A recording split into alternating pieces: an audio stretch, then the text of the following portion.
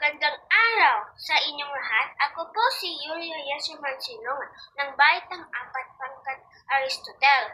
Ito po ang performance task ng aming grupo sa Araling Panlipunan.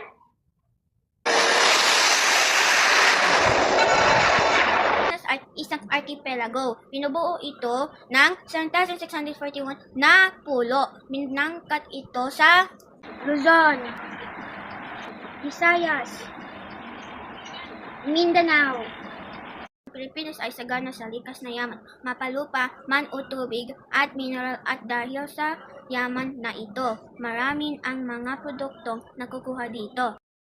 Dahilan ng pag-angat ng ekonomiya natin. Ilan sa pinagmulan ng pag-angat ng ating ekonomiya sa bansa ay ang mga produktong kinakalakal mula sa likas na yaman at mga turismo.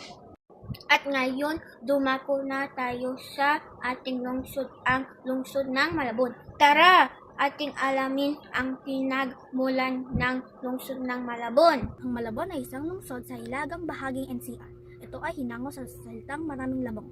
Unang tinawag na bayan ng Tambobok. Ginawa ito bilang bisita ng tondo ng Maparing Agustino noong May 21, 1559. Ang populasyon ng Malabon ay nasa 389,929 at ang kabahayan ay nasa 94,241. Naging ganap na lungsod ito noong Abril 21, 2001.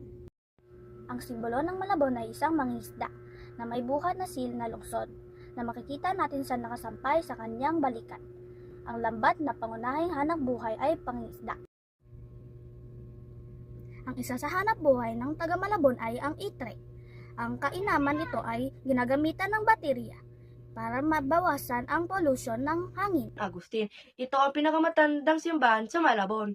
Ang patio nito ay si San Bartolome at ipinagdiriwang ang kapistahan tuwing buwan ng Agosto 24. Sports Complex. Ito ang lugar na mag-i-enjoy ang mga pamilya at mga atleta. Dito ginaganap ang mga programa tulad ng contest ng sayaw o Zumba, basketball. Ito ay may track and field sa oval, football, tennis at playground. Ito ay matatagpuan sa barangay Hulong Duat, Malabon City. Pagdating sa pagkain, nangunguna ang Malabonisan na iprito. Ang Pansit Malabon by Nanay Pansit na sikat dahil sa taglayin nitong sarap. Meron itong hipon, itlog, chicharon at lapas. At malambot pa, pinamnam na noodles na suwak sa paglasa ng nararamni.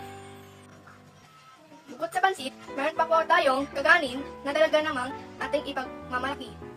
At ito ay matatagpuan